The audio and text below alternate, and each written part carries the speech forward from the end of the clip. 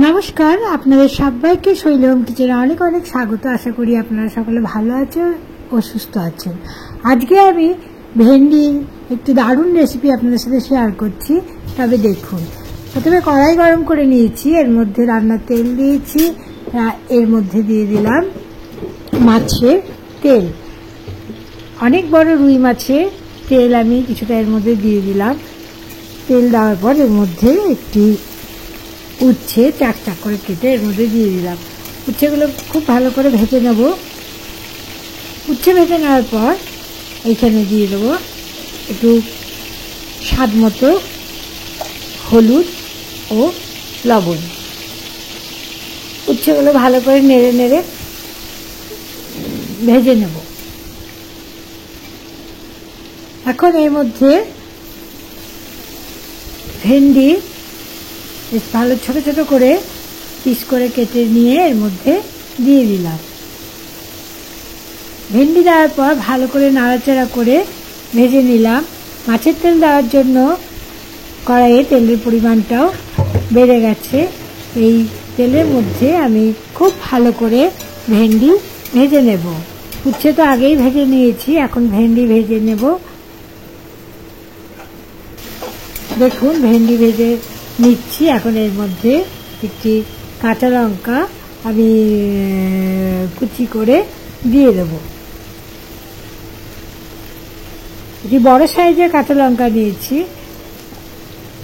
কাঁচা লঙ্কা দেওয়ার পর একটু ভালো করে নেড়ে চেড়ে এর মধ্যে একটি পেঁয়াজ কুচিয়ে দিয়ে দেব। দেখুন, পেঁয়াজ কুচি দিয়ে দিলাম। এখন সমস্ত সবজি খুব ভালো করে নেড়ে নেড়ে ভেজে নিতে হবে। খুব ভালো করে নাড়তে হবে, নাহলে নিচে লেগে যাবে। এখন পেঁয়াজ, ভেন্ডি ও উচ্ছে ভালো করে ভেজে নেওয়ার পর এইগুলি একটু উপরের দিকে সরিয়ে রেখে যে তেল থাকলো তার মধ্যে মাছের ডিম দিয়ে দেবো। মাছের ডিম দিয়ে উল্টে পাল্টে মাছের ডিমগুলো ভেজে নিয়ে মাছের ডিম ভেঙে সমস্ত সবজির সাথে মিশিয়ে নিয়ে খুব ভালো করে নেড়ে নেড়ে ভেজে নিতে হবে। এই রেসিপি খেতে অসাধারণ লাগে। এই রেসিপি ভাত বা রুটির সাথে খাওয়া যায়, গরম ভাতে অসাধারণ লাগে খেতে।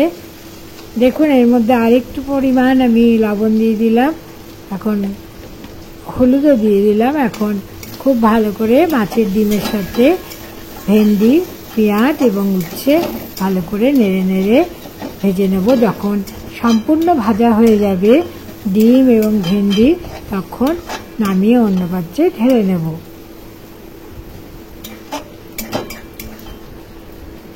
এই ভেন্ডি রেসিপি আপনারা বাড়িতে বানিয়ে দেখবেন, আশা করি আপনাদেরও ভালো লাগবে। দেখুন, খুব ভালো করে নেড়ে আমি ভেজে নিলাম এবং ডিমগুলোকে একটু ভেঙে ভেঙে ছোট করে দিলাম। সম্পূর্ণ ভাজা হয়ে গেছে। এখন অন্য পাত্রে আমি নামিয়ে নেব।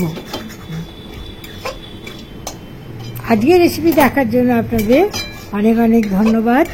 সবাই ভালো থাকবেন, সুস্থ থাকবেন।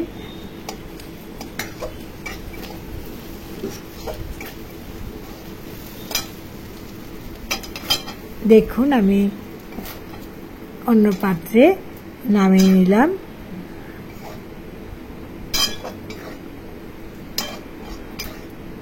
সবাইকে অনেক অনেক নমস্কার জানাই।